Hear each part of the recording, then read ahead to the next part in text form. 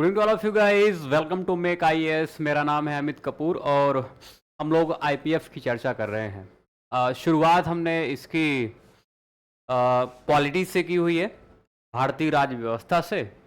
और 8 से 10 आईपीएफ इसमें रहेंगे, बाकी आईपीएफ जो है इसी संख्या में आगे। तो लगभग 80 से 100 के बीच में आईपीएफ की हमने बात की हुई थी, तो भली भांति आपको वो मिल जाएंगे, तो इसके लिए आप परेशान नहीं हो।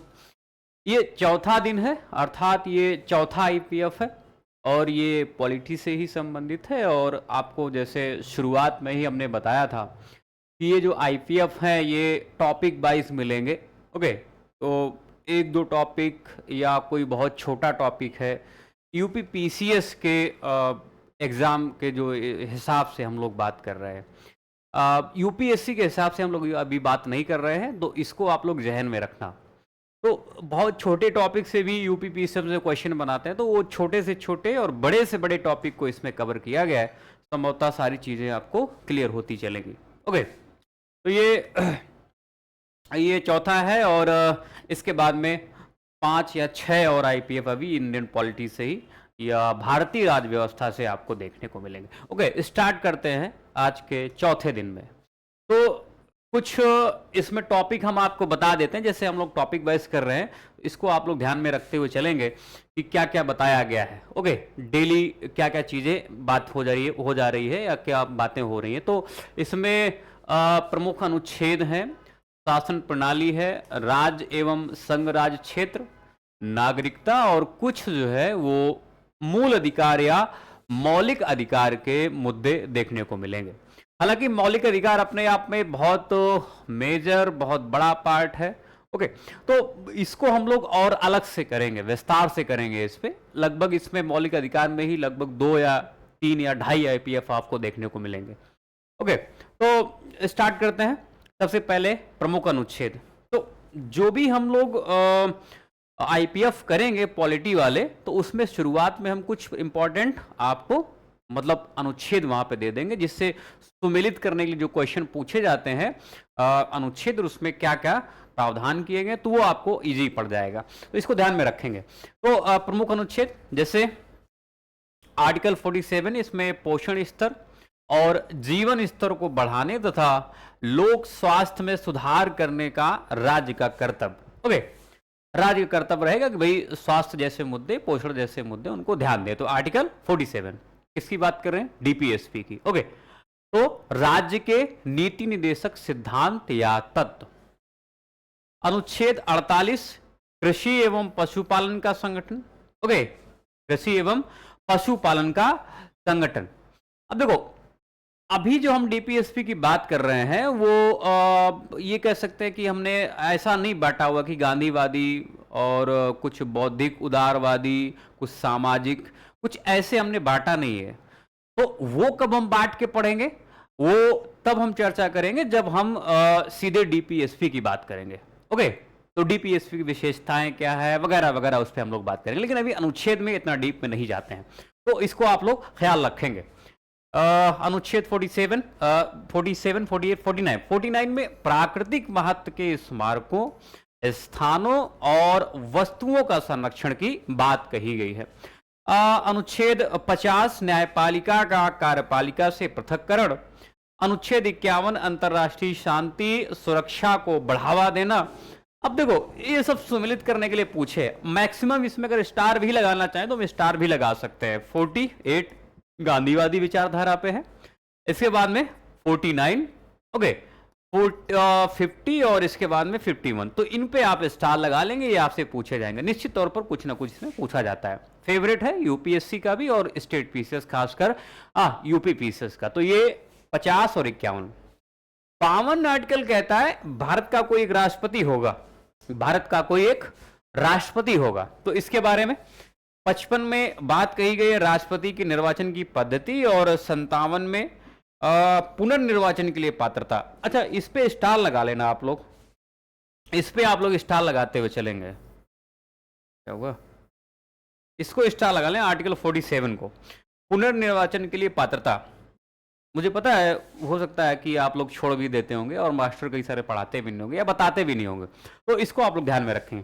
अनुच्छेद 57 पुनर्निर्वाचन के लिए पात्रता।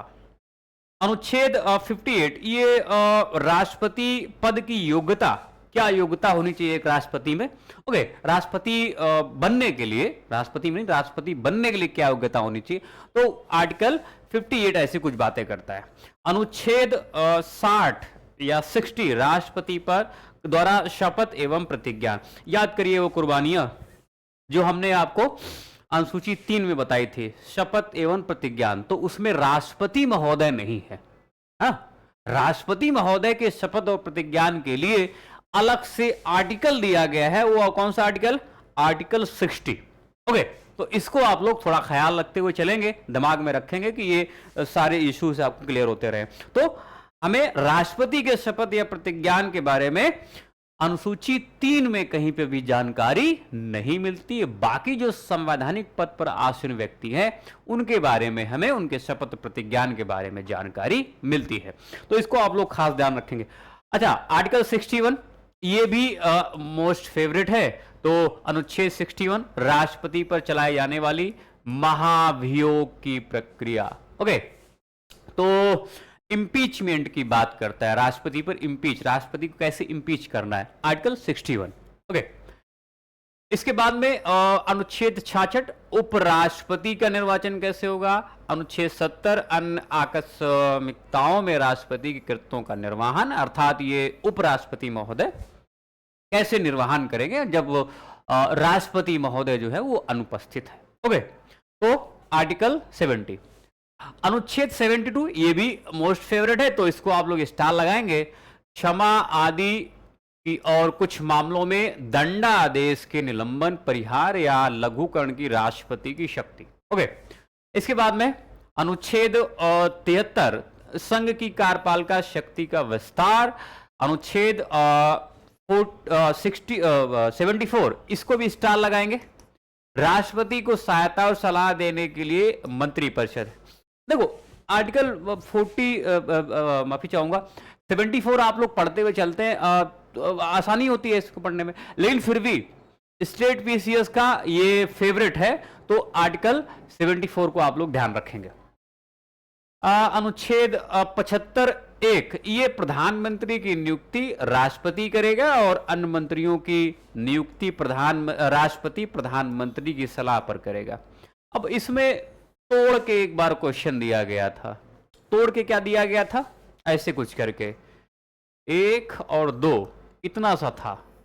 आर्टिकल 75(1) में क्या बातें कही गई हैं, तो पहला कथन था प्रधानमंत्री की नियुक्ति राष्ट्रपति महोदय करेंगे, और दूसरा कथन था अन्य मंत्रियों की नियुक्ति राष्ट्रपति प्रधानमंत्री की सलाह पर करेंगे। एक सही है, दो सही है, दोनों सही है, ना तो एक ना ही दो, ऐसे करके एक क्वेश्चन पूछा हुआ था, तो आप लोग इसको ध्यान से पढ़ेंगे, तोड़ते हुए पढ़ेंगे। ओके, अनुच्छेद 76 ये भारत का महान्यायवादी, भारत का महान्यायवादी। तो अभी देखो हम पूरा नहीं विस्तार से चर्चा कर रहे हैं, ये अपने आप में टॉपिक है। जैसे आर्टिकल 76 ये भारत का महान्यायवादी, अटॉर्नी जनरल ऑफ इंडिया, ये टॉपिक है, और ये कई सारे इशूज जो है ये स्टेट पीसीएस में खासकर यूपी पीसीएस में पूछता है, तो इसके बारे में हम लोग अलग से चर्चा करेंगे जब हम संघ की बात करेंगे। ओके, जब हम संघ की बात करेंगे। अब देखो कुछ मुद्दे ऐसे हैं जो प्रस्तावना को लेकर यहाँ पे आपको देखने को मिलेंगे। प्रस्तावना उद्देशिका हमारी, हालांकि उद्देश्य प्रस्ताव आप जानते हैं कि 13 दिसंबर 1946 को आप जानते हैं कि जवाहरलाल नेहरू जी ने पेश किया हुआ था, और वही उद्देशिका, वही उद्देश्य प्रस्ताव उद्देशिका या प्रस्तावना बनती, के बारे में कुछ मुख्य बातें। ओके, कुछ मुख्य बातें। तो प्रख्यात न्यायविद व संवैधानिक विशेषज्ञ N.A. पालकीवाला ने प्रस्तावना को संविधान का परिचय पत्र कहा है। पूछा जाता है, स्टार लगाते हुए चलेंगे, पूछा जाता है। संविधान का परिचय पत्र, भारत की प्रस्तावना, संविधान की प्रस्तावना को N.A. पालकीवाला ने बोला हुआ, स्टार लगाएंगे। पंडित जवाहरलाल नेहरू द्वारा संविधान सभा में 13 दिसंबर 1946 की हमने बात की थी, उद्देश्य प्रस्ताव पेश किया जाता है। 22 जनवरी 1947 को उद्देश्य प्रस्ताव को संविधान सभा द्वारा अंगीकृत किया गया है। ओके, ये स्टेटमेंट क्या आता है कि उद्देश्य प्रस्ताव को स्वतंत्रता के पहले एक्सेप्ट किया गया है संविधान सभा द्वारा या बाद में, तो इसको आप लोग ध्यान रखना क्योंकि ये इसको पहले एक्सेप्ट किया गया है संविधान सभा द्वारा, बाद में नहीं किया गया। तो 22 जनवरी और हम लोग कब आजाद हुए? 15 अगस्त 1947 को। अच्छा, एक खास बात इसमें यहां से स्टार लगाएंगे कि 42वें संविधान संशोधन अधिनियम 1976 द्वारा उद्देशिका में समाजवादी, पंथ निरपेक्ष और अखंडता शब्द जोड़े गए। तो अब ये देके आपसे पूछता है कि कौन से संविधान संशोधन अधिनियम द्वारा और कब? तो 42वां संविधान संशोधन अधिनियम है और 1976। ओके, तो कई बार क्या बोलता है 78 बता देता, कहता है उसमें, तो गलत है ना, क्या है 76। चलिए नेक्स्ट देखें, भारतीय संविधान की उद्देशिका ने भारत को संपूर्ण प्रभुत्व, समाजवादी, पंथ निरपेक्ष, लोकतांत्रिक, गणराज्य के रूप में घोषित किया है। तो आप देखेंगे ये समाजवादी, पंथ निरपेक्ष और अखंडता सब जोड़े गए। अब ये जो यहां से क्वेश्चन आपसे पूछता है, यहां से जो क्वेश्चन पूछा है, आप एक क्रम से सजाने के लिए बोलता है। जो यहां पे महत्वपूर्ण विशेषताएं दी गई हैं, यहां पे अगर ये आप कह सकते हैं, जो यहाँ पे टर्म दिए गए हैं, इनको क्रम से सजाने के लिए बोल देता, या यह बोलता है कि 1976 के पहले कौन कौन से टर्म थे भारत की उद्देशिका में, कौन कौन से टर्म थे, तो उनको सीरीज से लगाने के लिए पूछ देता है। ओके, तो आप लोग ध्यान रखेंगे, सीरीज से लगाए, संपूर्ण प्रभुत्व, संपन्न, समाजवादी, पंथ निरपेक्ष, लोकतांत्रिक, गणराज्य, आप आसानी से बता सकते हैं। ओके, तो इसको ध्यान में रखेंगे कैसे, क्रम से सजाने के लिए। संविधान की उद्देशिका अपने नागरिकों को 3 प्रकार के न्याय, 3 प्रकार के न्याय, एक बार यूपीएससी में क्वेश्चन पूछा कि इसमें उद्देशिका में कौन सा न्याय नहीं दिया गया है, ए बी सी डी ऐसे करके दिया हुआ था। तो आप लोग भी ध्यान रखना, अब ये स्टेट पीसीए का क्वेश्चन है और कहां पूछा गया, यूपीएससी में, कब, शायद 2022-23 में, 22 में पूछा गया।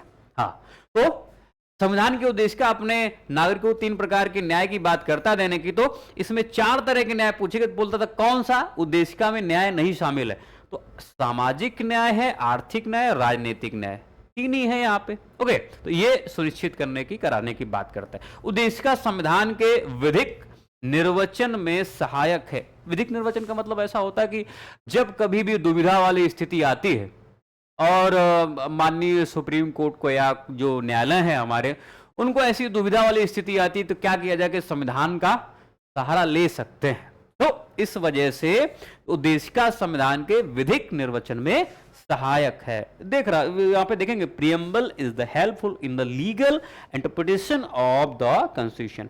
ओके, तो ऐसा कुछ करके आप लोग इसको ध्यान में रखेंगे। तो यहां पे भी स्टार लगाना, हो सकता है 2022 से पूछा तो ऐसा कुछ करके आपसे पूछे। चलिए, प्रस्तावना अर्थात उद्देशिका को संविधान का भाग केशवानंद भारती बनाम केरल राज्य 1973 बाद में स्वीकार किया गया, स्टार लगाते हुए चलेंगे। इससे पूर्व बेरुवारीवाद 1960 में उद्देशिका को संविधान का अंग नहीं माना गया था। बोला गया था कि संविधान प्रस्तावना जो है वो संविधान का भाग नहीं है 1960 में। आप जानते हैं कि भाई माननीय सुप्रीम कोर्ट को अपने ही निर्णय जो है उनको ओवरराइड करने का अधिकार दिया गया है। ठीक है, अपने ही निर्णयों को ओवरराइड करने का अधिकार दिया गया। तो इसी को ध्यान में रखते हुए माननीय सुप्रीम कोर्ट ने 1973 में यह स्वीकार किया कि उद्देशिका अर्थात प्रस्तावना संविधान का भाग है। और फिर बाद में आप देखेंगे कुछ और भी निर्णय आए हुए हैं जिसमें माननीय सुप्रीम कोर्ट ने दोहराया, बार बार दोहराया कि संविधान प्रस्तावना जो है वो संविधान का भाग है। ओके, तो गोलकनाथ बनाम पंजाब राज्य 1967 के प्रकरण में उद्देशिका को संविधान की मूल आत्मा कहा गया है। ओके, संविधान की मूल आत्मा, ये सब आप स्टार लगाएंगे क्योंकि अलग अलग शब्द आपसे पूछेगा कि कौन से वाद में प्रस्तावना को संविधान की आत्मा कहा गया है, मूल आत्मा कहा गया है, अब संविधान का अंग नहीं माना गया है, कब संविधान का अंग माना गया है। तो ये आप लोग थोड़ा सा अपने दिमाग में रखते हुए चलेंगे। अच्छा, मुंबई बनाम यूनियन ऑफ इंडिया 1994 बाद में माननीय उच्चतम न्यायालय ने ये अवधारणा पुनः स्पष्ट की कि उद्देशिका संविधान का भाग है तथा पंथ निरपेक्षता संविधान का मूल लक्षण। तो आपसे पूछेगा कि प्रस्तावना को संविधान का अंग बताने के लिए पुनः कब डिक्टेट किया गया है या कब निर्णय दिया गया है, तो 1994 का केस आपको बम्बई बनाम यूनियन ऑफ इंडिया, ये आपसे पूछ सकता है। LIC ऑफ इंडिया मामले 1995 में पुनः उच्चतम न्यायालय ने व्यवस्था दी कि प्रस्तावना संविधान का आंतरिक हिस्सा है, उद्देशिका की प्रकृति कैसी है, न्याय योग्य नहीं है। हाँ, न्याय योग्य नहीं है। ओके, तो नेचर कैसा है, नॉट जस्टिसेबल। ओके, तो इसको जस्टिफाई नहीं, तो ये सारी चीजें ध्यान रखना।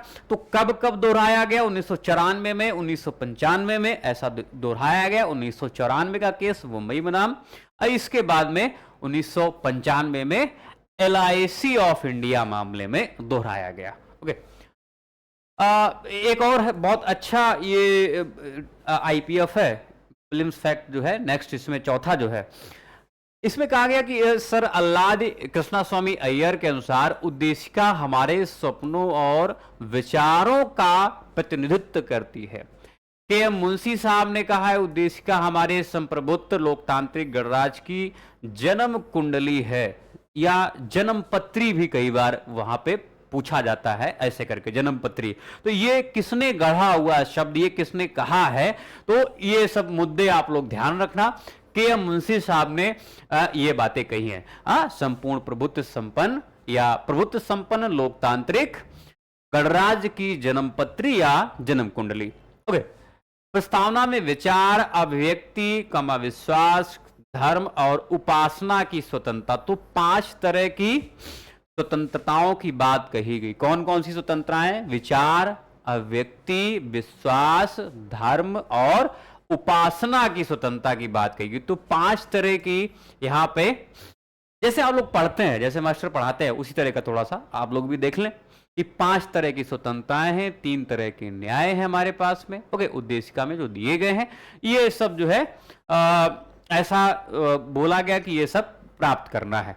ओके, इसमें प्रतिष्ठा और अवसर की समता, अर्थात 2 तरह की यहाँ पे समताओं की बात कही गई। तो प्रतिष्ठा की समता भी होनी चाहिए, एक अवसर की भी समता, मतलब अवसर की समता ऐसे कि सबको अवसर मिले। ओके, प्रतिष्ठा सबको मिले। ओके, तो ये सारी बातें, तो 2 तरह की समताएं दी गई हैं, 5 तरह के यहाँ पे जो है स्वतंत्रताएं हैं, और 3 तरह के न्याय हमें उद्देशिका में दिखाई पड़ते हैं। किसने इसको इंट्रोड्यूस किया था? जवाहरलाल नेहरू ने 13 दिसंबर 1940। प्रस्तावना को संविधान की आत्मा कहा जाता है। BR अम्बेडकर ने संवैधानिक उपचारों के अधिकार को संविधान की आत्मा और हृदय कहा है। KM मुंशी ने उद्देशिका को राजनीतिक जन्म पत्रिका, देखो ये इधर और ये सेम ही है, यहां मैं स्टार लगा रहा हूं, ये सेम ही है।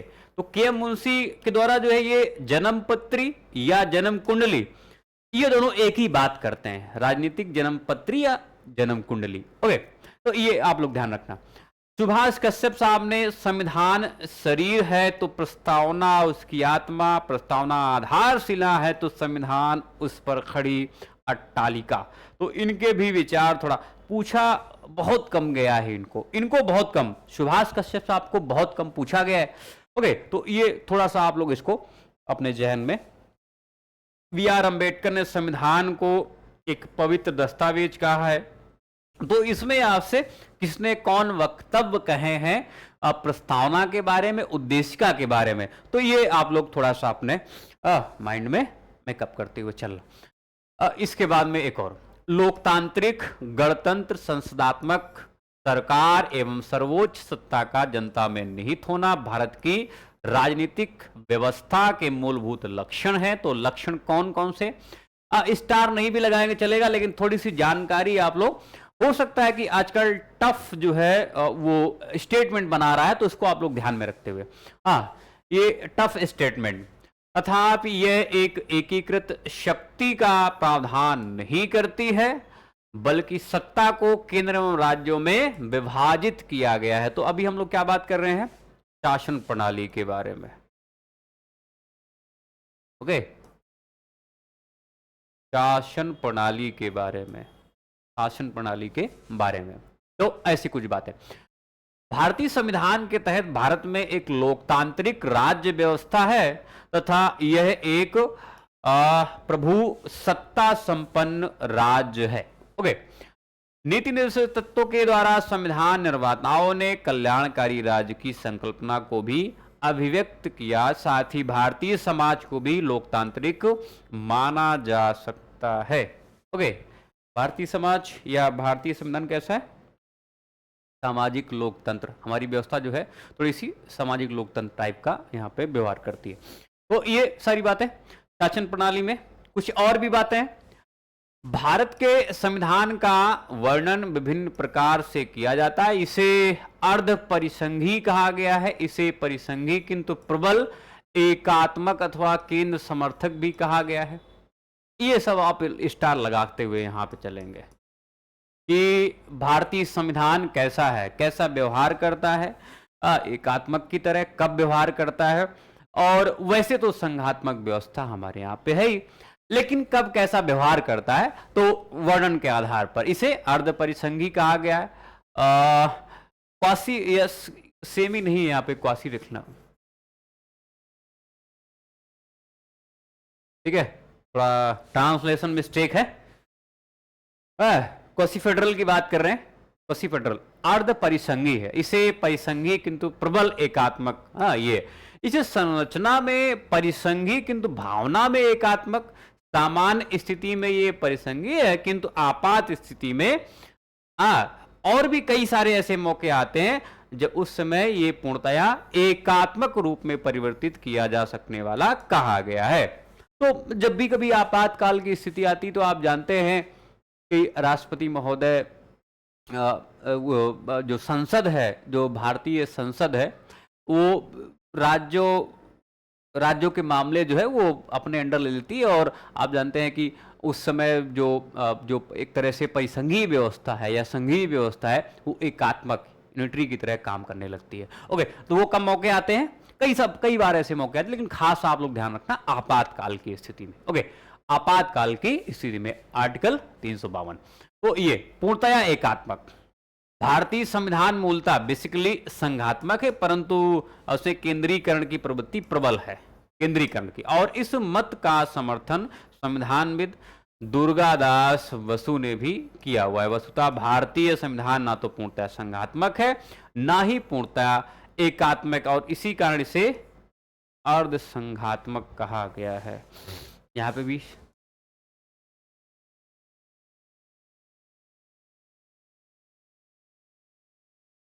ठीक है, यहां पे भी थोड़ा सही कर लेना।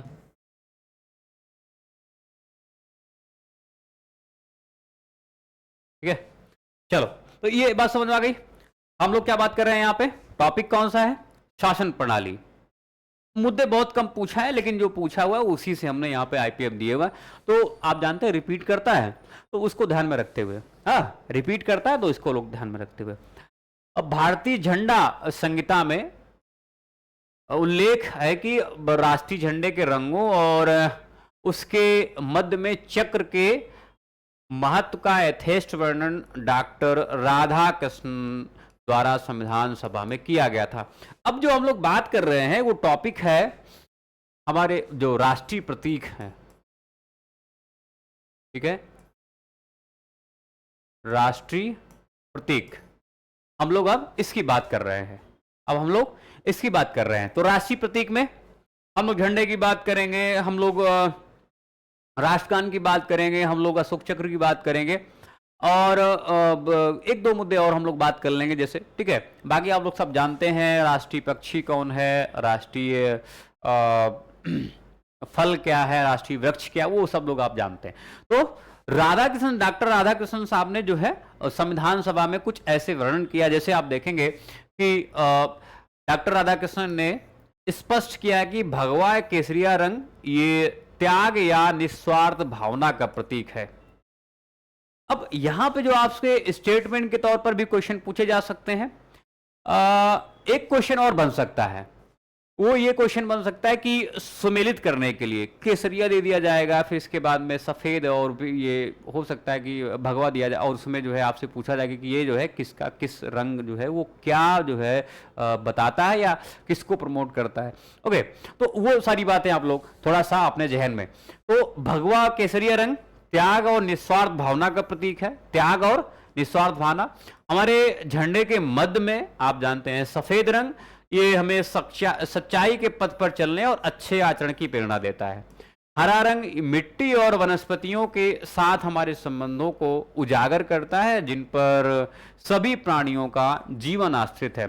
तो अगर आपसे क्वेश्चन पूछेगा तो सीधे एक तो स्टेटमेंट के तौर पर पूछेगा पहला क्वेश्चन, और अगर दूसरा क्वेश्चन बनाएगा भी तो सुमेलित करने के लिए आपसे पूछेगा तो आप आसानी से सुमेलित कर सकते हैं। ओके, आसानी से। तो दोबारा से देख लें, भगवा केसरिया रंग त्याग या निस्वार्थ भावना का प्रतीक है। इसके बाद में सफेद रंग ये सच्चाई के पथ पर चलने और अच्छे आचरण की प्रेरणा देता है, और फिर इसके बाद में हरा जो है वो मिट्टी और वनस्पतियों के साथ हमारे संबंधों को उजागर करता है। अच्छा, सफेद रंग के मध्य में अशोक चक्र, ये धर्म के राज का प्रतीक है। धर्म के राज का प्रतीक है। चक्र प्रगति का प्रतीक है, जड़ता प्राणहीनता का प्रतीक है। चक्र शांतिपूर्ण परिवर्तन की गतिशीलता का प्रतीक है। अब यहां से भी आपसे स्टेटमेंट के तौर पर पूछेगा कि जो चक्र है वो किस किस को जो है वह एक तरह से प्रमोट करता है, या आप कह सकते हैं किसका किसका प्रतीक है। तो धर्म के राज का प्रतीक है, प्रगति का प्रतीक है, जड़ता प्राणहीनता का प्रतीक है, और शांतिपूर्ण परिवर्तन की गतिशीलता का। तो ये आप लोग थोड़ा सा इसमें स्टार लगाएंगे। अगर मंडोला तो यहां से कहीं ना कहीं क्वेश्चन आपसे पूछेगा। भारत का राष्ट्रीय ध्वज तिरंगा 3 रंगों की पट्टी में विभाजित आयताकार है, ध्यान रखना। सिली मिस्टेक नहीं करेंगे जैसा सब लोग करते हैं, वर्गाकार पूछा जाएगा आपसे और आयताकार। तो आप लोग क्या करेंगे, आयताकार। वर्गाकार मतलब होता है जिसकी चारों भुजाएं बराबर हो। आयताकार आमने सामने की भुजाएं बराबर हो, है। अच्छा, मैथ वाले वो पढ़ाएंगे आकर। तो आयताकार वर्गाकार, तो इसमें देखेंगे आमने सामने की भुजाएं जो है वो बराबर होती, तो ये कैसा है, आयताकार। अच्छा, ध्वज की लंबाई और चौड़ाई का अनुपात क्या है। लंबाई और चौड़ाई, लंबाई कितनी है 3, और उसी के एवज में अनुपात की बात करें तो चौड़ाई कितनी है 2, तो 3:2। लंबाई चौड़ाई जो है 3:2। सबसे ऊपरी पट्टी में गहरा केसरिया रंग।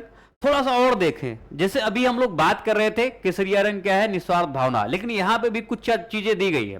तो केसरिया रंग जो है अभी बताया जा रहा है साहस का प्रतीक है। अच्छा, ये जो वक्तव्य दिए गए हैं, ये जो बताया गया है, ये डॉक्टर एस राधाकृष्णन द्वारा संविधान सभा में बताया गया था कि इसका मतलब क्या है। केसरिया भगवा का रंग का मतलब क्या है, किसका प्रतीक है।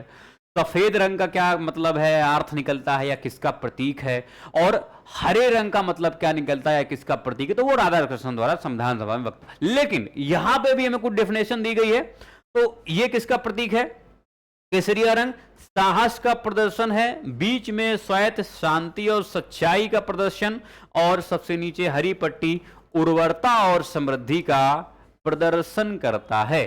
अब यहां से भी आपसे पूछेगा तो इसको भी स्टार लगाएंगे और स्टार लगाते हुए पढ़ेंगे। पीडीएफ आपको जो लोग हमने बताया था पीएमपी प्रोग्राम चल रहा है, okay, PMP program prelims mentorship program चल रहा है, उसमें कई सारे टेस्ट बच्चे अभी भी दे रहे हैं। 25 जून से स्टार्ट हुआ, तो उसमें आपको इसकी पीडीएफ मिलेगी। तो ओके, तो स्टार लगाते हुए ध्वज के बीच की पट्टी में एक नीला चक्र है जिसमें 24 तीलियां हैं, और जिसका प्रारूप सारनाथ में अशोक स्तंभ पर बने चक्र से लिया गया है, और यह न्याय का प्रतीक है। कहां से लिया गया है, 24 तीलियां हैं, और ये जो है सारनाथ, ओके, कहां से लिया गया है, सारनाथ। सारनाथ अशोक सिंह स्तंभ, और आप ध्यान रखना ये न्याय का प्रतीक है। जो आप देखते हैं एम्बलम, ओके, तो वो कहां से लिया गया? सारनाथ से लिया गया और न्याय का प्रतीक है। ओके, न्याय का प्रतीक है। अच्छा, इसमें देखिए ये बड़े अच्छे फैक्ट हैं यहाँ पे, इसको थोड़ा सा ध्यान में रखते हुए चलेंगे। क्या क्या फैक्ट हैं? पिंगली वेंकैया द्वारा भारतीय राष्ट्रीय ध्वज को तैयार किया गया था। स्टार लगाएंगे, स्टार लगाएंगे। ओके, इसको थोड़ा सा स्टार लगाएंगे, इसमें कई सारे स्टार लगाने पड़ेंगे आपको। मुझे लग रहा है कि इसको स्टार ना लगाएं, पूरा ही इंपॉर्टेंट लिखें इसको।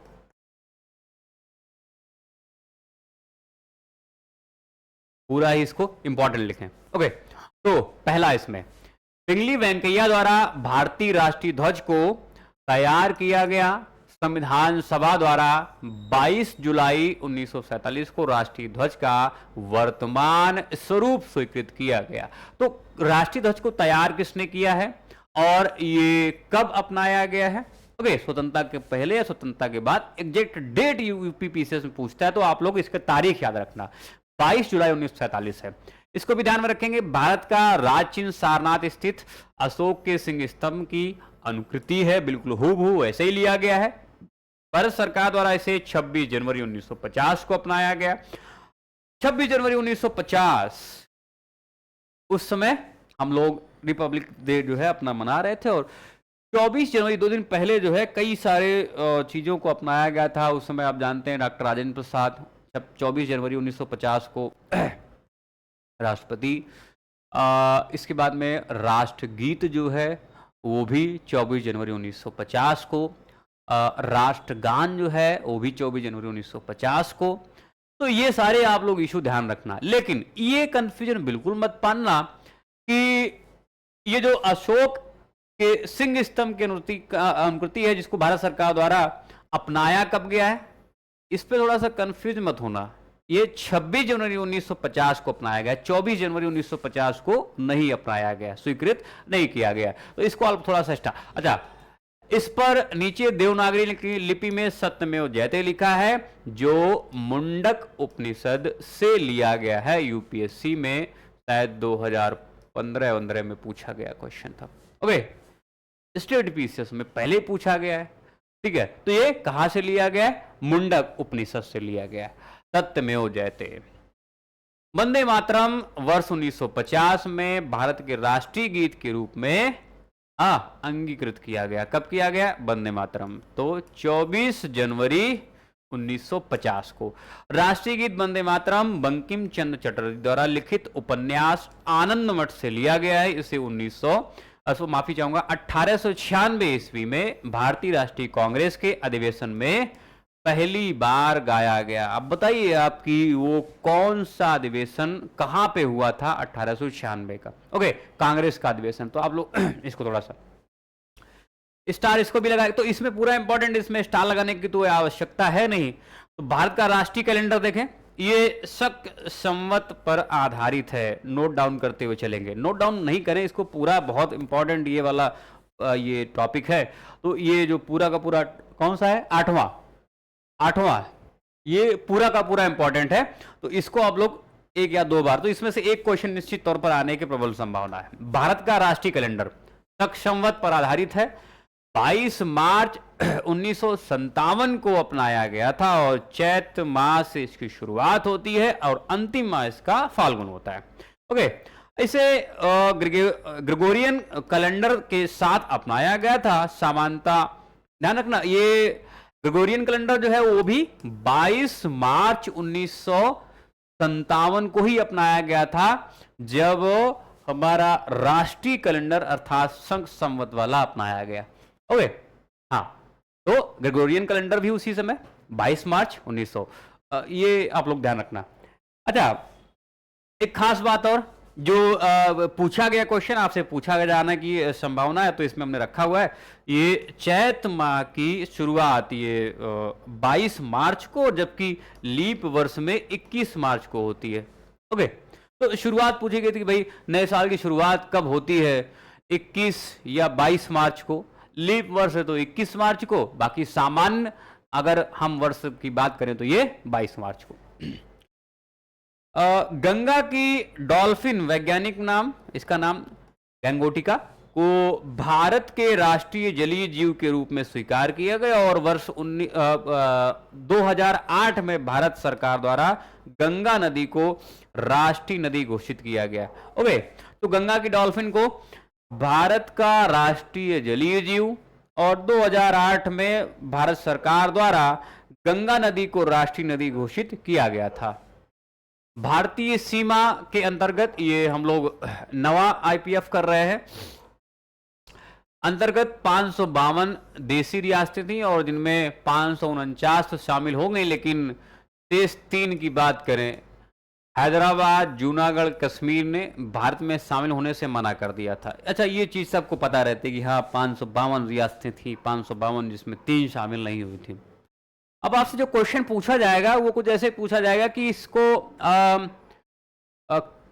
कौन कौन सी कार्रवाइयां करनी पड़ी जिसकी वजह से ये तीनों जो रियासतें जो शामिल नहीं होना चाहती थी भारत राज्य में, तो कैसे इनको शामिल किया गया, तो वो आपसे पूछ सकता है। तो इसको थोड़ा सा आप लोग अपने जहन में रखेंगे तो देखें कैसे कैसे। देखें, कालांतर में हैदराबाद को पुलिस कार्रवाई द्वारा, जूनागढ़ को जनमत संग्रह द्वारा और कश्मीर को विलय पत्र द्वारा इस भारतीय संघ में शामिल किया गया था। तो हालांकि है तो बहुत इजी, लेकिन फिर भी मैं स्टार लगा रहा हूं क्योंकि हो सकता है आपसे सम्मिलित करने के लिए पूछ दे और आप गलती कर बैठे, इस वजह से आपसे थोड़ा सा कुछ पूछ सकता है। तो ये विलय पत्र कश्मीर, जनमत संग्रह में जूनागढ़ में दिखाई पड़ता है और पुलिस कार्रवाई हैदराबाद में। तो आपसे ऐसा कुछ पूछेगा, ऐसे कुछ करके। संविधान के तहत भारतीय संघ के राज्यों और क्षेत्रों को 4 भागों में वर्गीकृत किया गया था, जिसमें भाग का में वे राज्य थे जहां ब्रिटिश भारत में गवर्नर का शासन था, भाग खा में राज्य विधानमंडल के साथ शाही शासन था और गा में ब्रिटिश भारत के मुख्य आयुक्त का शासन, और घा में देखेंगे अकेले अंडमान निकोबार द्वीप समूह को रखा गया। तो संविधान के तहत भारतीय संघ वो कैसे बनेगा और उसमें कौन कौन से क्षेत्र शामिल होंगे, तो ऐसे कुछ करके भागों में इसको डिवाइड कर दिया गया। तो का, खा, गा, घा। ओके, एक रीडिंग और करेंगे तो आपको आसानी समझ में आ जाएगा। बाकी क्वेश्चन अगर बनाना चाहेगा तो वो यहां से बना देगा। ओके, और कैसे, सुमेलित करने के लिए या फिर स्टेटमेंट के तौर पर, हाँ ऐसे आपसे पूछेगा। सुमेलित करने के लिए तो प्रबल संभावना नहीं है क्योंकि 3 वाले सुमेलन नहीं पूछता है। हाँ, ये जरूर है कि आपसे पूछ देगा कि इनमें से कौन सा एक सुमेलित नहीं है, ऐसे पूछ सकता है ABCD करके। और बाकी स्टेटमेंट के तौर पर हो सकता है, ज्यादा संभावना है। ओके, ज्यादा संभावना है। अच्छा, अब हम लोग बात कर रहे हैं राज्य एवं उसका संघ क्षेत्र। राज्य एवं संघ क्षेत्र, संघ राज्य क्षेत्र, ऐसे कर सकते हैं। संघ एवं उसका क्षेत्र, उसका क्षेत्र, उसका क्षेत्र, ये टॉपिक है। तो अभी हम लोग प्रतीक पढ़ रहे थे, मतलब जो राष्ट्रीय प्रतीक है उनके बारे में थोड़ी चर्चा कर रहे थे। अभी जो है संघ एवं उसका क्षेत्र, तो यहां पे देखें संघ एवं उसका क्षेत्र।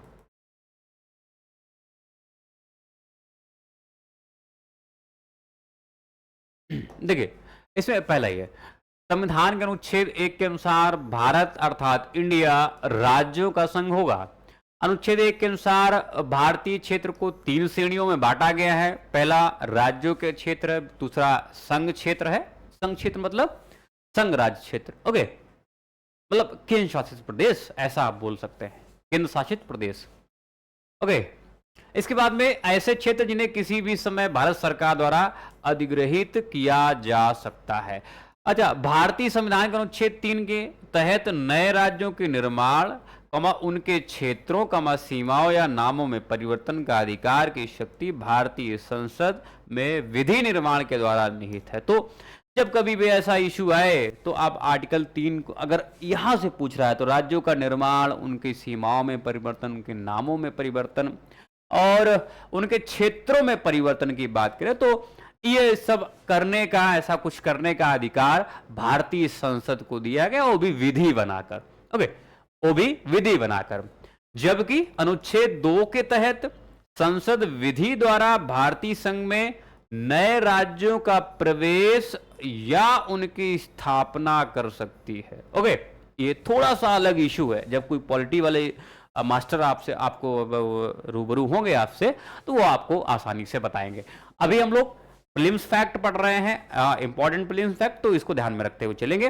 और इसके बाद में देखें तो नए राज्यों के निर्माण के लिए विधि हेतु अनुच्छेद 368 के तहत विशेष प्रक्रिया अर्थात संविधान संशोधन प्रक्रिया नहीं अपनाई जाती है। ये थोड़ा खास चीज है यहाँ पे। क्या अनुच्छेद 3 का प्रयोग किया गया है तो उसमें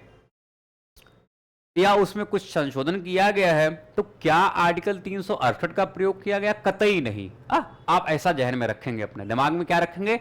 कतई नहीं। बिल्कुल साधारण प्रक्रिया होती है जब संसद जो है अनुच्छेद 3 में कोई परिवर्तन करती। ओके, अनुच्छेद 3 में जब कोई परिवर्तन करती है तो आर्टिकल 368 का प्रयोग बिल्कुल भी नहीं किया जाता है। अर्थात संसद साधारण बहुमत से नए राज्यों का निर्माण कर सकती है तथा संविधान के अनुच्छेद 4(2) के अनुसार इस प्रकार की विधि अनुच्छेद 368 के प्रयोजनों के लिए संविधान का संशोधन नहीं समझी जाएगी या नहीं मानी जाएगी। ओके, तो आर्टिकल 1, आर्टिकल 2, आर्टिकल 3 और आर्टिकल 4, तो ये जो हो गया आपका संघ एवं उसके क्षेत्र। ओके, चलिए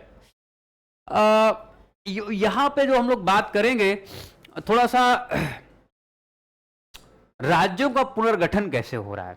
ये जो टॉपिक है, ये जो मुद्दा है, इस पे हम लोग बात करेंगे राज्यों का पुनर्गठन। और इसमें जो आयोग बने हैं वो काफी इंपॉर्टेंट है। तो और जो राज्यों का फॉर्मेशन हुआ है, उसमें फॉर्मेशन जब हुआ तो कब हुआ है, ऐसे कुछ करके आपसे पूछता है।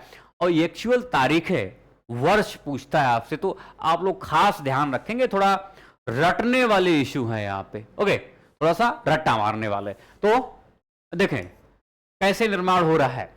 जून 1948 में भारत सरकार ने एस.के. धर की अध्यक्षता में भाषाई प्रांत आयोग की नियुक्ति की। कब की गई है? जून 1948 में। आयोग ने राज्यों का पुनर्गठन भाषाई आधार की बजाय प्रशासनिक सुविधा के अनुसार किए जाने की सिफारिश की। भाई प्रशासनिक सुविधा हो और भाषा कोई मायने नहीं, मतलब भाषा कोई अड़चन नहीं बने, बस प्रशासनिक जो एक तरह से जो गतिविधियां वो अच्छी तरह से संचालित हो।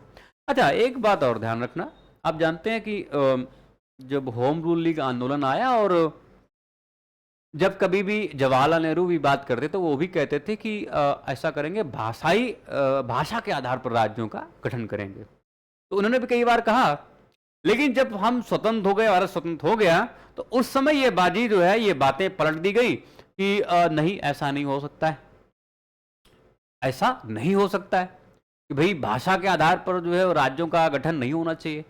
और जब तक भारत आजाद नहीं हुआ था तब तक आप देख रहे हैं होम लीग आंदोलन में भी ऐसा कहा था कि भाषाई प्रांत होने चाहिए। जवाहरलाल नेहरू भी ऐसी बातें किया करते थे, लेकिन अभी जो है मना किया जा रहा। तो एस.के. धर ने कहा, जो इनकी अध्यक्षता में जो आयोग का, इन्होंने सिफारिश की कि नहीं भाई, राज्यों का पुनर्गठन भाषा के आधार पर नहीं किया जाए। इन्होंने ऐसा नहीं कहा कि भाषा के आधार की बजाय प्रशासनिक सुविधा के अनुसार किया जाए, प्रशासन करने में आसानी हो। दिसंबर 1948 में कांग्रेस द्वारा एस.के. धर कमीशन की अनुशंसाओं का अध्ययन करने हेतु जे.वी.पी. जवाहरलाल नेहरू, वल्लभ भाई पटेल, ठीक है, और एक लोग और हैं इसमें, पट्टाभी सीतारमैया, ये इसका गठन किया गया। और इसमें जवाहरलाल नेहरू तो और वल्लभ भाई पटेल, पट्टाभी सीतारमैया शामिल थे। तो इन्हीं के नाम पे ये जे.वी.पी. समिति नाम रख दिया गया, जे.वी.पी. ऐसे नाम रख दिया गया। अप्रैल 1949 में प्रस्तुत अपनी रिपोर्ट में इस समिति मतलब जे.वी.पी. समिति ने औपचारिक रूप से अस्वीकार किया कि राज्यों के पुनर्गठन का आधार भाषा होनी चाहिए। नहीं, बिल्कुल ही बोला कि नहीं, भाषा कोई आधार नहीं हो सकती राज्यों के पुनर्गठन के लिए।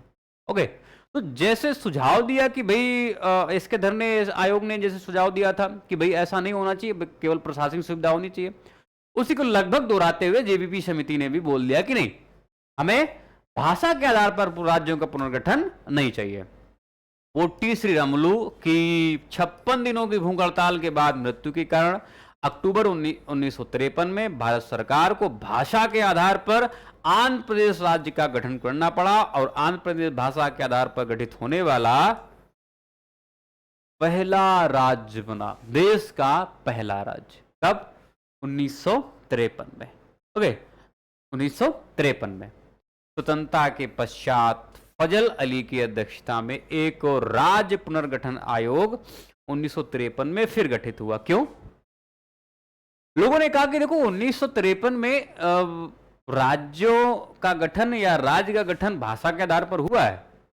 अब उधर आप देखेंगे जो पंजाबी बोलते हैं, जो गुजराती बोलते हैं, जो मराठी बोलते हैं, जो मलयालम बोलते हैं, उन्होंने भी बोलना स्टार्ट कर दिया कि नहीं भाई, हमें भी भाषा के आधार पर राज्य चाहिए, हमें भी भाषा के आधार पर। क्यों? क्योंकि आपने तो 1953 में बना दिया है। तो उसी वजह से 1953 में भी एक राज्य पुनर्गठन आयोग फजल अली आयोग की अध्यक्षता में बनाया गया और इस आयोग के 2 अन्य सदस्य, इनका नाम ध्यान रखना, पूछा जा सकता है, के.एम. पणिक्कर और H.N. कुंजरू अर्थात हृदयनाथ कुंजरू। इस आयोग की कुछ अनुशंसाओं को राज्य पुनर्गठन अधिनियम 1956 में लागू किया गया। तो 3 साल लग गए रिपोर्ट बनाने में। 1956 में ये रिपोर्ट भारत सरकार को सौंपी जाती। कब गठन किया गया पूछा जाएगा? 1953 में। अध्यक्ष कौन थे? फजल अली। कौन कौन इसके सदस्य थे? के.एम. पणिक्कर और हृदयनाथ कुंजरू। ओके, तो ये आपसे पूछा जाएगा। रिपोर्ट कब दे? 1956 में। क्या बातें सुझाते हैं देखिए, तो ये इसके बाद में आप देखेंगे भाषा के आधार पर राज्यों का गठन किया जाता है। तो जैसे ही सुझाव देते हैं 1956 में, ये अपनी रिपोर्ट सौंपते हैं और फिर भाषा के आधार पर राज्यों का गठन किया जाता है। अब इसमें राज्यों का गठन ये आपसे पूछता है अच्छी तरह से, तो ये हम यहां पे ठीक है इंपॉर्टेंट लिख रहे हैं और आप लोग इसको 1-2 बार दोहराएंगे। आंध्र प्रदेश आप जानते हैं पहला भाषाई प्रांत बनता है 1953 में, फिर गुजरात 1960 में, नागालैंड 1963 में, हरियाणा 1966 में। पूछा ये कुछ जाता है कि कौन पहले बना कौन बाद में बना। तो आपसे जब कभी भी क्वेश्चन पूछा जाएगा तो बोला जाएगा कि इनके निर्माण के आधार पर, इनको निर्माण के आधार पर या गठन के आधार पर या गठन के आधार पर इनको क्रम से सजाए। अगर आपसे पूछे जाएगा तो यही क्वेश्चन पूछा जाएगा, इनके निर्माण के आधार पर या इनके गठन के आधार पर इन राज्यों को क्रम से सजाइए। ओके, तो आप आसानी से सजा सकते हैं। आंध्र प्रदेश 53, गुजरात 60, नागालैंड 63, हरियाणा 66, हिमाचल प्रदेश 71 और मेघालय, मणिपुर और त्रिपुरा, ये तीनों जो है एक ही तारीख और एक ही वर्ष अर्थात 21 जनवरी 1972 में इनको गठित किया गया। तो कौन कौन से हैं? और ये तीनों के तीनों नॉर्थ ईस्ट के राज्य हैं, मेघालय, मणिपुर, त्रिपुरा।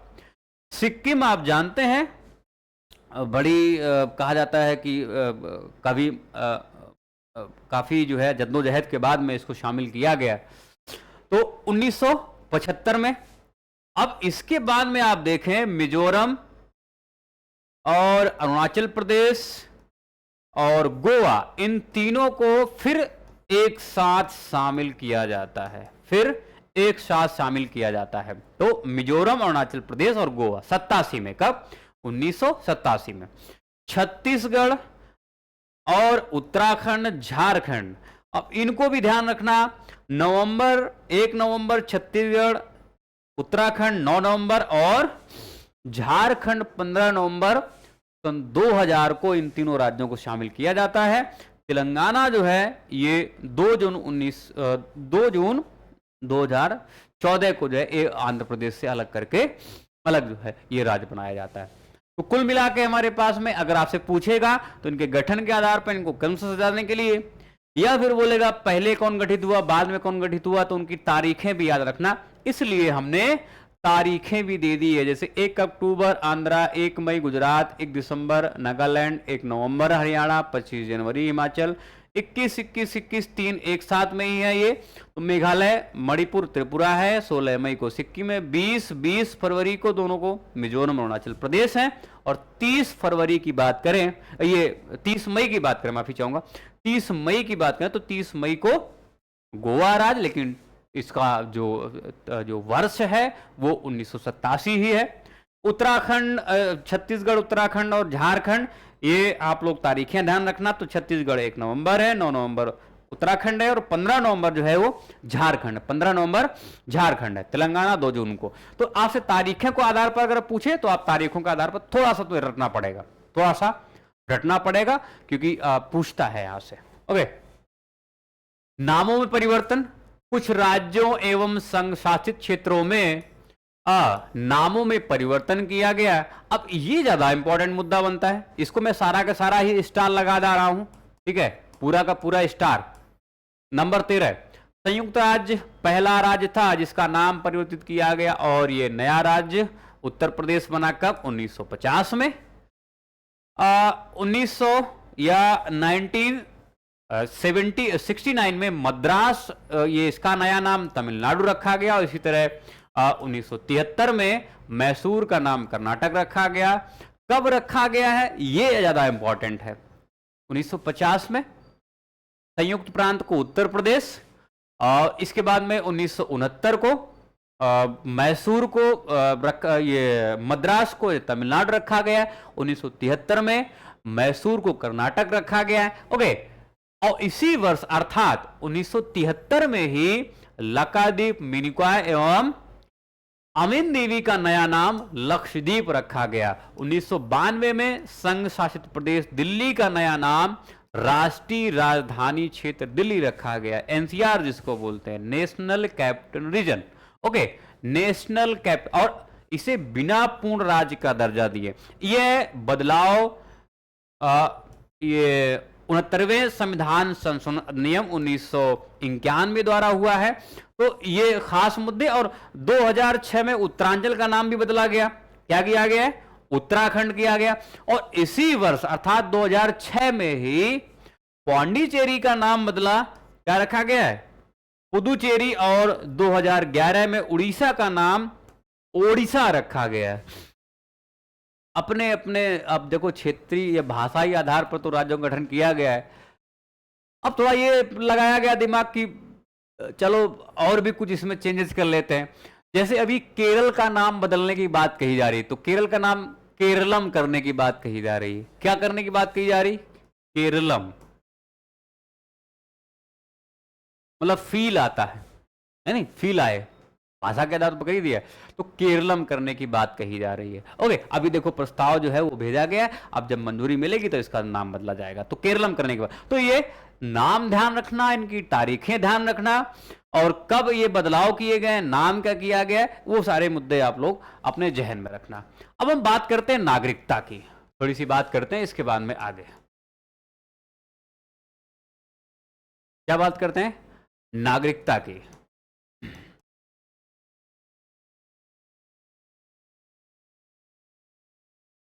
सिटीजनशिप, एक एक मुद्दे देखते हैं।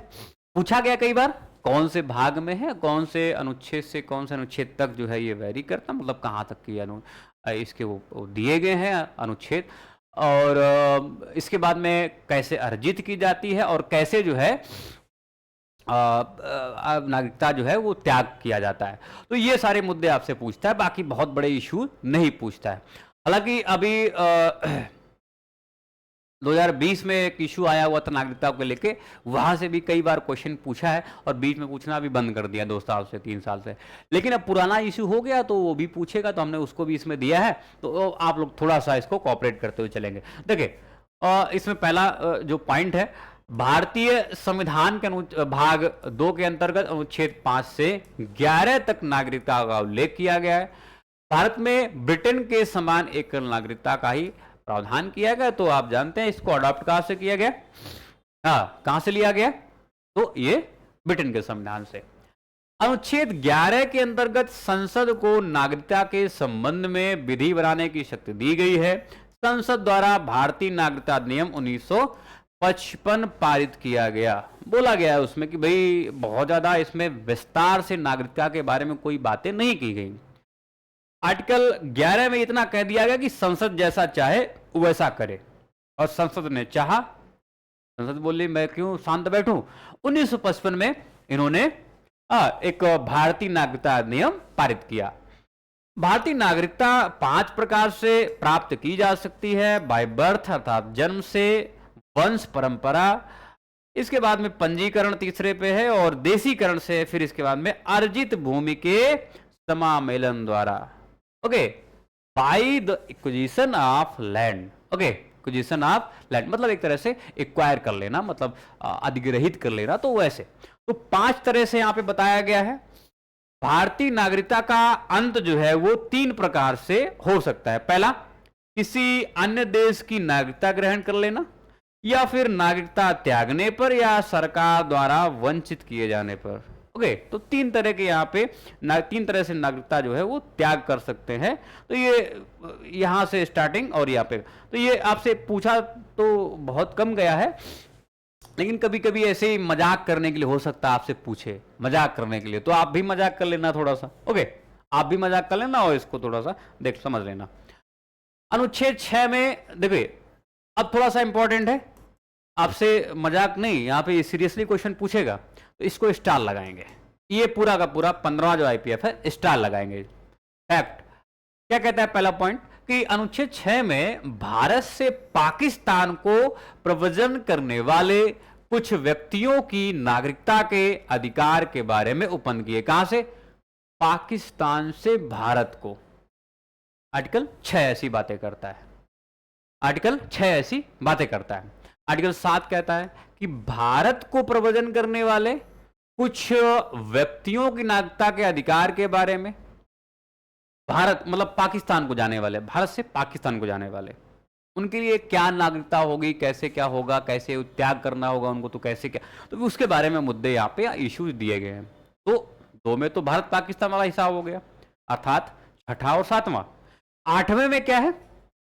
8वें में है भारत के बाहर रहने वाले भारतीय उद्भव के कुछ व्यक्तियों की नागरिकता के अधिकार के बारे में। भारतीय ऑरिजिन के, इंडियन ऑरिजिन के कुछ व्यक्तियों के बारे में नागरिकता संबंधी मुद्दे, उनको कैसे जो है डील करना है वो 8 में दिया गया है। ओके, 9 की बात करें तो अनुच्छेद 9 के अनुसार जब कोई व्यक्ति स्वेच्छा से किसी विदेशी राज्य का नागरिक हो जाता है तो उसकी भारतीय नागरिकता स्वतः समाप्त हो जाती है।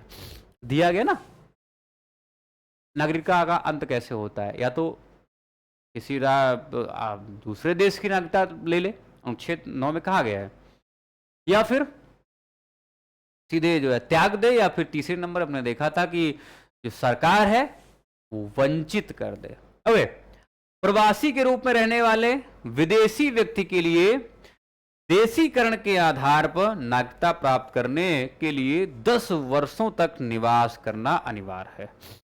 ओके, 10 वर्षों। तो प्रवासी के रूप में रहने वाले जो विदेशी व्यक्ति, जैसे अदनान सामी की बात करें तो वो पाकिस्तानी गायक हैं और उन्होंने भारत में काफी लंबे समय तक निवास किया, और इसी के साथ जो है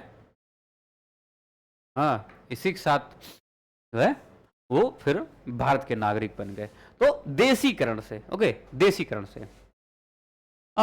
एक 16वां आईपीएफ है, ये काफी इंपॉर्टेंट तो नहीं है, लेकिन हाँ जब ये एक्ट लाया गया उस समय क्वेश्चन पूछा गया, लगातार 2 साल पूछा गया, लेकिन हाल फिलहाल में इसको नहीं पूछा गया, तो आप लोग थोड़ा सा देखते हुए चलेंगे।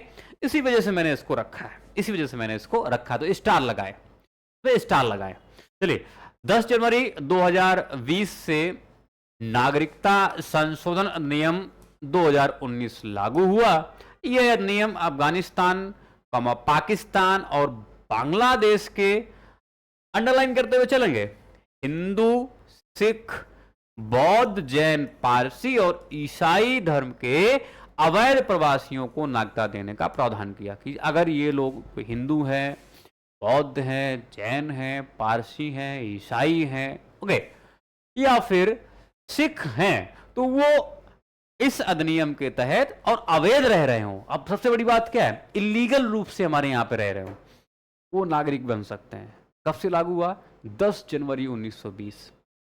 ओके, अब ये तारीख पूछी गई है 2-3 बार, कई एग्जाम में पूछी गई, शायद बिहार में पूछी गई है, यूपी में भी यहाँ से शायद क्वेश्चन आया हुआ है, 1-2 जगह और पूछा गया है। तो 10 जनवरी 2020 को जब ये लागू हुआ, इस वक्त भी क्वेश्चन। अच्छा, इस अधिनियम द्वारा उन्हीं को नागरिकता देने का प्रावधान है जिन्होंने, अब ये एक बड़ा मुद्दा बना कि कब से कब तक, तो 31 दिसंबर 2014 को या उसके पहले भारत में प्रवेश कर गया हो। 31 दिसंबर 2014, माफी चाहूंगा, 2014 या उससे पहले प्रवेश कर गया तो ही ये पात्र होगा। अब ऐसा नहीं है कि अभी अब जब से ये लागू हो गया नियम तुरंत कोई आया नहीं, भाई नियम उधर लागू हो गया, चलो चलते हैं भारत, ऐसे नहीं। 31 दिसंबर 2014 या उससे पहले से भारत में अवैध रूप से प्रवास कर रहा हो तो फिर जो है वो इस अधिनियम का प्रयोग कर। अच्छा, ये अधिनियम संविधान की, अब कुछ चीजें और ध्यान में रखें, जैसे छठी अनुसूची में शामिल असम, मेघालय, मिजोरम और त्रिपुरा के आदिवासी क्षेत्रों पर लागू नहीं होता है। यही तो बड़ा मुद्दा था नॉर्थ ईस्ट में, यहाँ पे आए, बस गए और यहाँ के जो आदिवासी इलाका था वहाँ पे रहने लग गए तो उनको बड़ा खराब लगा। सोचो, खराब लग रहा है, भारत सरकार जबरदस्ती नहीं, आप लोग कोई दिक्कत नहीं, आप भले ही इलीगल रह रहे हो, हम सब समझ लेंगे, तो यहाँ तो भड़क जाएगी हिंसा। तो इस वजह से क्या कहा गया, ये जो एरिया है छठी अनुसूची के तहत असम, मेघालय, मिजोरम, त्रिपुरा आदिवासी इलाकों में ये लागू नहीं होगा। अगर लागू कर दिया जाएगा तो भी ऐसी बात है, हिंसा भड़कने के बहुत ज्यादा चांसेस हैं, प्रबल संभावना आप कह सकते हैं। अच्छा, एक चीज और है, और कहां नहीं लागू हो सकता है, यह अधिनियम बंगाल ईस्टर्न फ्रंटियर रेगुलेशन 1873 के तहत अधिसूचित इनर लाइन में आने वाले क्षेत्रों में लागू नहीं होता है। इनर लाइन वाले में भी लागू नहीं होगा, वहां पे भी क्या हिंसा भड़क जाएगी। बाकी जहां पे जगह है वहां पे आप आइए, स्वागत है आपका, ओके, वहां पे आपको हम ठहरा सकते हैं, रुका सकते हैं, भारत की नागरिकता दे सकते हैं, लेकिन ऐसी जगह नहीं जहां पे पहले से ही विरोध हो रहा हो और आप रह भी रहे हो, तो वहां पे नहीं। तो इनर लाइन वाला एरिया 1873 और छठी अनुसूची में असम, मेघालय, त्रिपुरा, मिजोरम वाला एरिया वहां पे लागू नहीं होता है। क्लियर हो गया मुद्दा? ये मुद्दा मुझे लग रहा है क्लियर हो गया होगा। चलिए नेक्स्ट देखें। संविधान के अनुच्छेद 352 के तहत युद्ध या बाह्य आक्रमण के कारण राष्ट्रपति द्वारा आपातकाल की घोषणा किए जाने पर अनुच्छेद 358 के तहत अनुच्छेद 19 में वर्णित मूल अधिकार स्वतः ही निलंबित हो जाते हैं। आर्टिकल 352 जैसे ही प्रभाव में आया, जैसे ही घोषणा हुई प्रभाव में आया, तुरंत आर्टिकल 358 कहता है आर्टिकल 19 से अब आप शांत हो जाएं, तो स्वतः ही क्या हो जाता है, शांत हो जाता है अपने आप से। जैसे ही देख लेता है कि नहीं आर्टिकल 358 हमारे पास आ रहा है, तुरंत क्या है आर्टिकल 19 दुबक के बैठ जाता है। तो आप ऐसे भी पढ़ सकते हैं, अगर बहुत लग रहा है कि भाई भारी भरकम चीज है तो आप ऐसे बता सकते हैं, पढ़ सकते हैं। तो आर्टिकल 352 जैसे ही लगा, आर्टिकल 358 19 की तरफ चलना प्रारंभ करता था और 19 ऑटोमेटिक पता ही क्या करता है। चलिए, अनुच्छेद 20 और 21 को छोड़कर अन्य मूल अधिकारों को निलंबित करने की शक्ति राष्ट्रपति को अनुच्छेद 359 के तहत प्राप्त है। अर्थात इसमें थोड़ा सा जैक लगाना पड़ता है। 359 आर्टिकल 352 जैसे लागू हुआ, उधर से 359 जो है वो राष्ट्रपति द्वारा थोड़ा सा लगाना पड़ता है, तो जैक। तो इसमें राष्ट्रपति को ये शक्ति दी गई कि आर्टिकल 359 का प्रयोग करे और वो मूल अधिकारों को निलंबित करे। अब देखो यहां पे मूल अधिकारों को निलंबित करना पड़ रहा है। आर्टिकल 20 और 21 को अगर छोड़ दिया जाए तो राष्ट्रपति महोदय थोड़ा सा जद्दोजहद करना पड़ रहा है, मतलब मैं तो एक बताने के लिए बोल रहा हूं, लेकिन हाँ, राष्ट्रपति महोदय क्या कर रहे हैं, आर्टिकल 359 का प्रयोग कर रहे हैं कि भाई बाकी 1947 निलंबित हो गया, 20 और 21 को छोड़ देते हैं, बाकी जो आर्टिकल हैं, हाँ, जो जो जो मौलिक अधिकार दिए गए हैं उनको निलंबित किया जाए। क्यों? निलंबित हो नहीं रहे हैं, स्वतः नहीं निलंबित हो रहे हैं। ओके, तो 3 आर्टिकल छोड़ दीजिए आप, कौन सा 1917 निलंबित हो गया, 358 के तहत, 359 के तहत जो है राष्ट्रपति महोदय आते हैं, बोलते हैं ऐसा करते हैं कि 19 तो चला गया है, 20-21 छोड़ देते हैं। ओके, हाँ, बाकी सारे को निलंबित कर देते हैं। तो आर्टिकल 359 राष्ट्रपति महोदय ऐसा। ओके, भारतीय संविधान में 44वें संविधान संशोधन के पश्चात अनुच्छेद 20 एवं 21 के अंतर्गत प्राप्त मूल अधिकारों को निलंबित नहीं किया जा सकता है। तो जो आप ये देख रहे हैं ना अभी, तो जो आप अभी ये देख रहे हैं ना, 20-21 को छोड़ दिया जाए और फिर राष्ट्रपति महोदय अनुच्छेद 359 के तहत बाकी मौलिक अधिकारों को निलंबित करे, तो ये जो छोड़ने वाली बात है 20 और 21 को, ये 44वें संविधान संशोधन अधिनियम 1978 से आई है। ध्यान रखना, ये 1978 से आई है, जब इमरजेंसी का काल था। उस समय 20 और 21 को भी लपेटे में लिया गया था। इस वजह से 44वें संविधान संशोधन अधिनियम ने स्पष्ट कहा कि जब भी राष्ट्रपति महोदय उद्घोषणा करते हैं 352 के तहत और आर्टिकल 359 के तहत, तो तमाम सारे जो 19 को छोड़कर, 20 और 21 को छोड़कर और तमाम सारे मूल अधिकारों को निलंबित करने की बात है, तो 19 को छोड़कर बाकियों को निलंबित करने की बात है। तो जब भी ऐसा राष्ट्रपति महोदय कर रहे हो तो आर्टिकल 20 और 21 का खास ध्यान रखा जाए कि ये निलंबित ना होने पाए, ये निलंबित ना होने पाए। ओके, हाँ, तो ये बातें कब कही गई हैं? 1978 में 44वें संविधान संशोधन नियम द्वारा। एक और यहाँ पे इंपॉर्टेंट मुद्दा है, इसको भी स्टार लगाएंगे, पूछा गया है कई बार, हो सकता है आपसे और पूछे। भारतीय संविधान के 44वें संविधान संशोधन अधिनियम 1978 द्वारा संपत्ति के अधिकार को मूल अधिकार की श्रेणी से हटाकर अनुच्छेद 300 का या 301 के तहत विधिक अधिकार, ध्यान रखना, विधिक अधिकार की श्रेणी में डाल दिया गया। भारतीय संविधान के अनुच्छेद 32 के अंतर्गत संवैधानिक उपचारों का अधिकार उल्लिखित है। मूल अधिकारों के न्यायिक संरक्षण हेतु अनुच्छेद 32 के तहत माननीय उच्चतम न्यायालय और अनुच्छेद 226 के तहत माननीय उच्च न्यायालयों को शक्ति प्रदान की गई है। ओके, तो ये किस लिए? न्यायिक संरक्षण हेतु, मूल अधिकारों का न्यायिक संरक्षण। तो जब कभी मौलिक अधिकारों का हनन हो रहा हो तो आर्टिकल 32 और आर्टिकल 226 का प्रयोग किया जाता है और रिट जो है वो जारी की जाती है। तो आप देखेंगे आर्टिकल 32 को ये संवैधानिक उपचारों का अधिकार की बात कही गई। ओके, संवैधानिक अधिकारों के उपचार की बात कही गई है। तो थोड़ा सा पॉइंट आउट करते हुए चलेंगे, स्टार लगा भी सकते हैं, और हालांकि बहुत छोटा सा इशू है, तो आप लोग, ये एक बड़ा इशू है। इसमें जो रिट जारी की जाती 5 तरह की आप जानते हैं, बंदी प्रत्यक्षीकरण, ओके, इसके ये बंदी प्रत्यक्षीकरण, इसके बाद में जो है ये परमादेश है, उत्प्रेषण है, ओके, उत्प्रेषण है, प्रतिषेध है, और इसके बाद में अधिकार प्रक्षा। तो ये 5 तरह की रिट जो है वो माननीय उच्चतम न्यायालय द्वारा और माननीय सुप्रीम कोर्ट द्वारा जो है वो निकाली जाती हैं।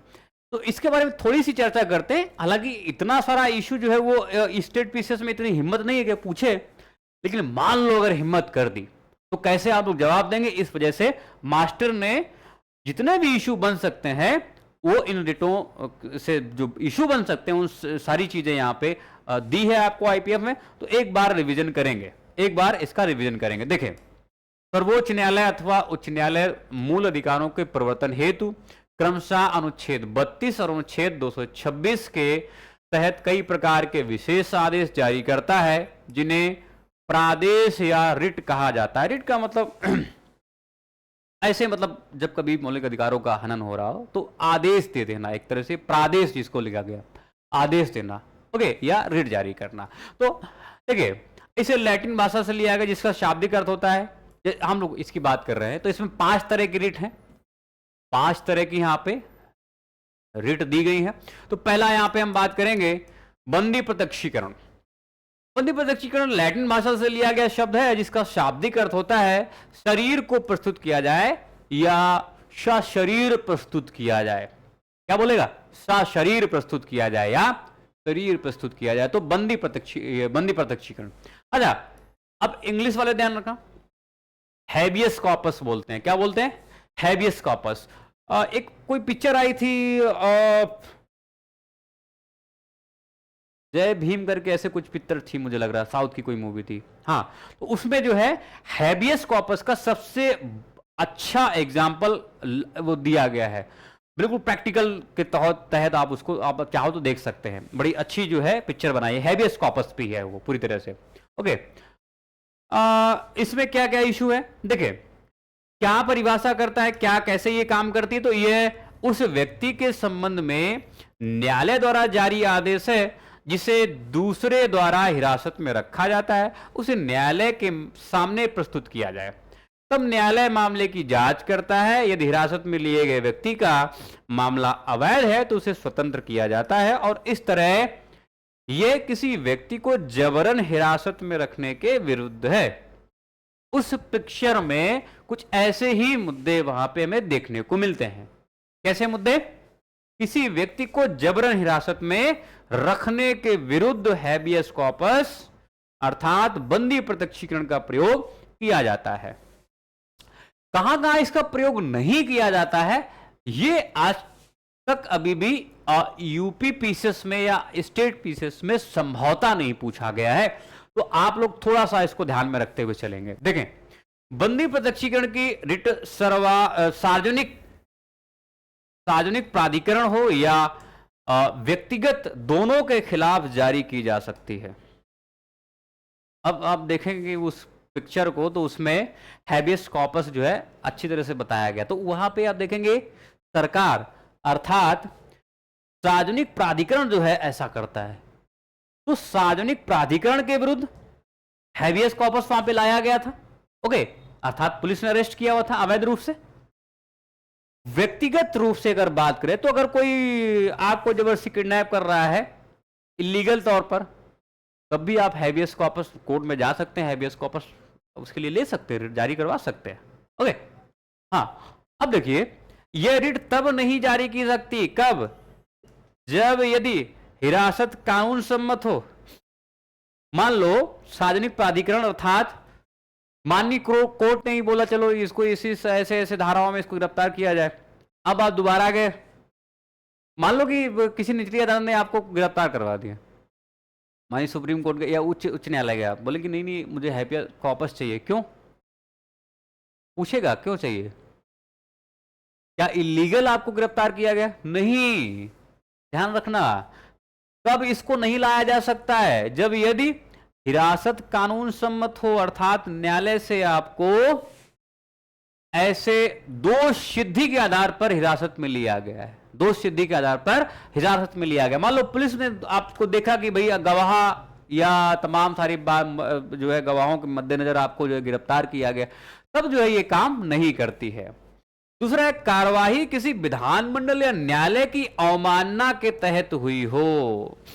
न्यायालय की अवमानना और कार्रवाई किसी विधानमंडल मतलब संसद की अवमानना के आधार पर आपको गिरफ्तार किया जाता है, तब भी हैबियस कॉर्पस का प्रयोग नहीं कर सकते हैं। ये अपने आप में बड़े इशू हैं। न्यायालय के द्वारा हिरासत में, हिरासत न्यायालय के न्याय क्षेत्र से बाहर हुई हो।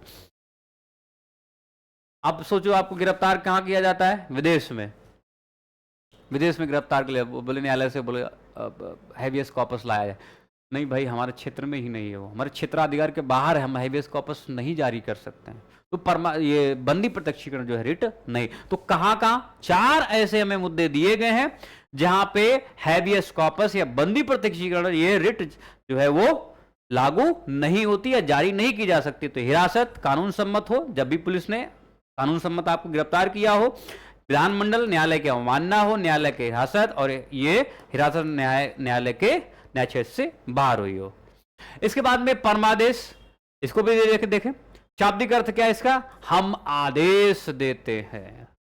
कौन दे रहा होगा आदेश? न्यायालय। हम आदेश देते हैं। ओके, यह एक नियंत्रण है ये, और जिसे न्यायालय द्वारा सार्वजनिक अधिकारियों को जारी किया जाता है ताकि उनसे उनके कार्यों तथा उसे नकारने के संबंध में पूछा जा सकता है कि भाई आखिर क्या काम कर रहे हो, नकार रहे हो तो क्यों नकार रहे हो। ठीक है, तो क्या करेगा? आदेश देगा न्यायालय। हम आदेश देते हैं, आप ऐसा काम करें। ओके, तो इसे किसी भी सार्वजनिक इकाई, निगम, अधीनस्थ न्यायालयों, प्राधिकरणों या सरकार के खिलाफ समान उद्देश्य के लिए जारी की जा सकती है। तो मोस्ट प्रोबेबली आप क्या देख रहे हैं, यहां पे हमें कहीं व्यक्तिगत रूप से या प्राइवेट संस्था, उसके खिलाफ हमें कहीं पे भी यहां पे कोई भी चीजें नहीं दिखाई पड़ रही। जो भी बात कही जा रही है, सरकार, निगम, अधीनस्थ न्यायालय, प्राधिकरणों, सरकार के खिलाफ, तो आप ये कह सकते हैं कि ये सार्वजनिक इकाइयों या सरकार के खिलाफ जो है वो जारी की जाती है। व्यक्तिगत मामले यहाँ पे हमें दिखाई नहीं पड़ते हैं। चलिए, तो अब वही बात होगी कि आखिर व्यक्तिगत मामले अर्थात निजी व्यक्तियों के खिलाफ नहीं तो परमादेश रिट जारी नहीं की जा सकती है। पहला मुद्दा, निजी व्यक्तियों इकाई के विरुद्ध ऐसे विभाग जो गैर संवैधानिक हैं नहीं परमादेश जारी कर सकते। आदेश नहीं दिया जा सकता कि हम आदेश देते हैं आप ऐसा करिए, नहीं कर सकते। जब कर्तव्य विवेकानुसार हो, जरूरी नहीं है। संविदात्मक दायित्व को लागू करने के विरुद्ध, संविदा मतलब एक तरह से कॉन्ट्रैक्ट जो बेस होता है ना, कहां पे गया, कॉन्ट्रेक्चुअल ऑब्लिगेशन, ऐसा कि नहीं हमें तो ऐसा कॉन्ट्रैक्ट पे रखा गया था, अब ऐसा करते हैं कि भाई हमारा काम नहीं हो पा रहा तो न्यायालय से आदेश दिलवाते भैया काम नहीं चल रहा है, ऐसा ऐसा। तो एक तरह से जब कभी भी संविदात्मक दायित्व लागू करने के विरुद्ध, तो यहां पे हमें कहीं पे भी, हाँ इसको इंग्लिश में देखें, मैंडवस ये जारी नहीं होता है।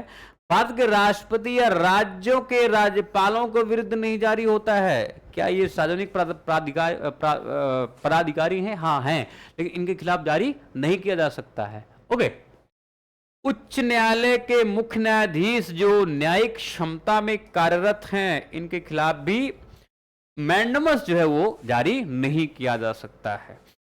तो ये हमने 20 फैक्ट पढ़े हुए हैं। कल हम लोग इसमें उत्प्रेषण की बात करेंगे, प्रतिषेध की बात करेंगे, और इसके बाद में अधिकार परीक्षा की बात करेंगे। कल मोस्ट प्रोबेबली जो है वो हमें मूल अधिकार से संबंधित मुद्दे ही देखने को मिलेंगे आईपीएफ में। ओके, तो ये आप लोग देखेंगे, टॉपिक वाइज कर रहे हैं, पूरा जो है एक क्षमता, पूरी क्षमता के साथ में एक टॉपिक कंप्लीट हो, उसके लिए हम प्रयास कर रहे हैं। और ये आपके टॉपिक, ये 20 आईपीएफ कंप्लीट हो रहे हैं। ओके, 20 हो गए हैं इसमें, बाकी 5 या 6 आईपीएफ भी और आएंगे पॉलिटी से संबंधित। आप लोग थोड़ा सा सहयोग बनाए रखें। मैं देख रहा था व्यूज बहुत कम हैं, और देखो मैं तो डिक्टेट करके चला जाऊंगा, आप पढ़ना आपको तो आप 1-2 बार उसको रिवीजन करते चलें। मैं केवल डिक्टेट कर रहा हूं, मैं बहुत समझा भी नहीं रहा हूं फटाफट। इसके बाद मुझे लग रहा है कि टाइम भी बहुत ज़्यादा हो जाता है। अभी ये काफ़ी लंबा आईपीएफ है, कोशिश ये रहेगी भाई 45-50 मिनट में ख़त्म किया जाए। अगर समझाऊंगा तो बहुत ज़्यादा समय लग सकता है, इस वजह से रिक्वेस्ट है कि आप लोग इसको 2 क्रॉस या 1.5 क्रॉस में देख के इसको ख़त्म करें फटाफट। ओके, हालांकि मैं समझा भी रहा हूँ बीच में, इस वजह से समय लग रहा है। बाकी आपको जो पीडीएफ मिलेगी वो पीएमपी प्रोग्राम चलता है, ये 25 जून से स्टार्ट हुआ है। तो यहाँ से आप लोग अपनी पीडीएफ कलेक्ट कर सकते हैं, यहाँ पे आप जुड़ सकते हैं।